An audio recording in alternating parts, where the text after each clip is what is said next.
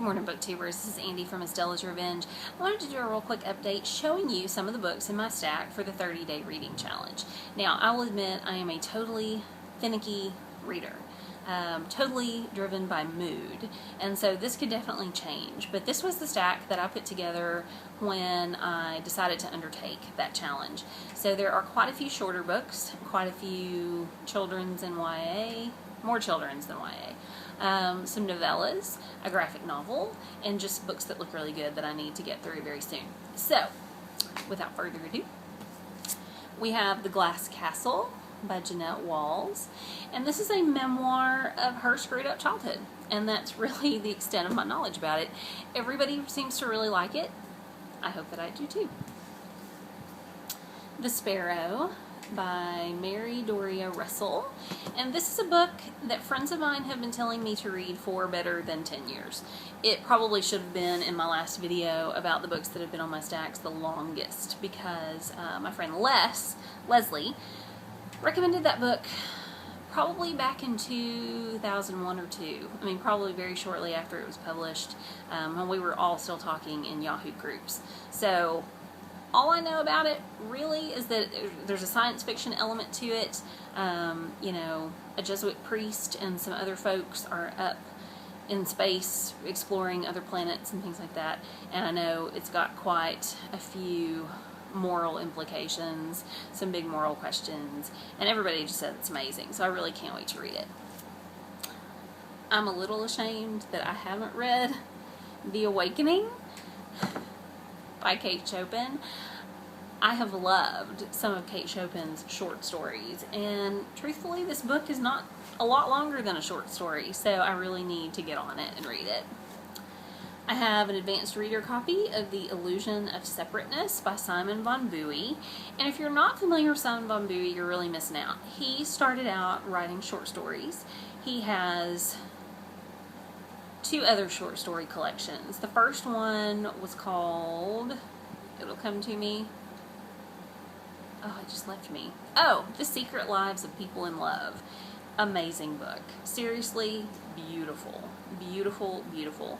I always say that Simon has sort of an old school feel, or an old world feel to his writing. It's really ornate and really detailed, but not obnoxiously, annoyingly so. His second collection of short stories that I haven't read, actually, because I hoard his work, is Love Begins in Winter.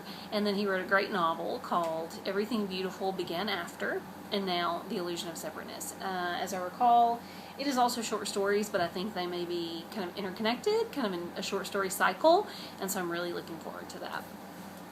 I also have an advanced reader copy of Good Riddance, and this is a graphic novel about divorce.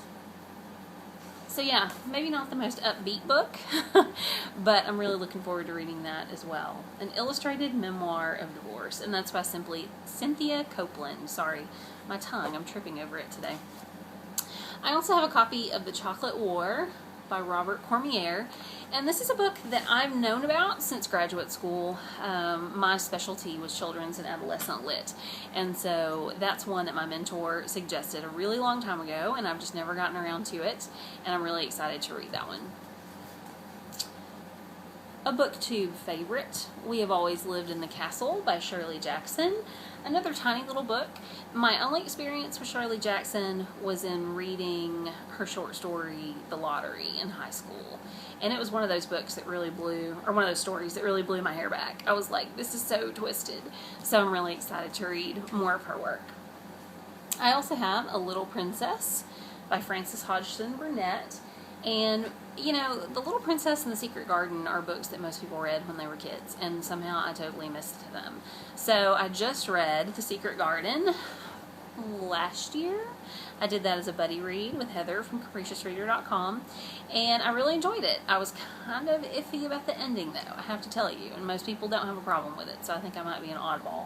But I'm really looking forward to A Little Princess. I've already started reading it, actually. I just need to get back to it and finish it off.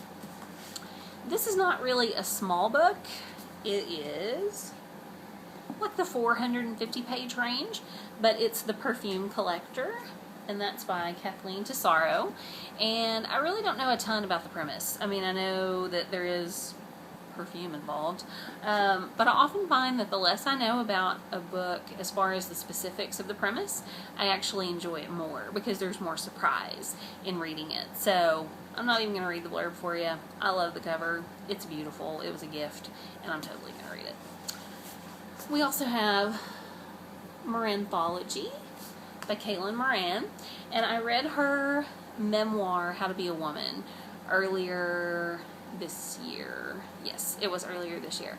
And, you know, it really brought out a range of emotions in me. It made me laugh, it made me cry, it made me a little bit angry in spots. And it's been quite a controversial book because it's more or less about contemporary feminism and what that means and what that looks like, and that's a really touchy subject, but I really, really enjoyed that one.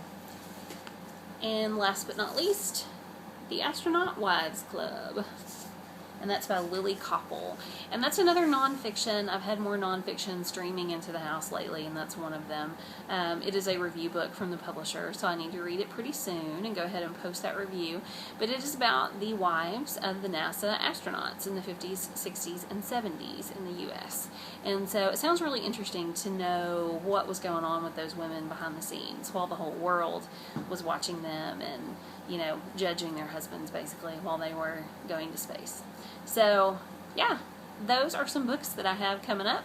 I intend to read quite a few of the shorter ones for the 30-day reading challenge, but some of those may spill over into the coming months as well. Like I said, I'm kind of a mood reader, kind of picky like that, so if I'm not feeling it, I'll move on to something else. But those books will stay on my stacks for a while, and hopefully I enjoy them. If you read any of them, please feel free to comment and let me know what you thought. Have a great day, guys. Bye.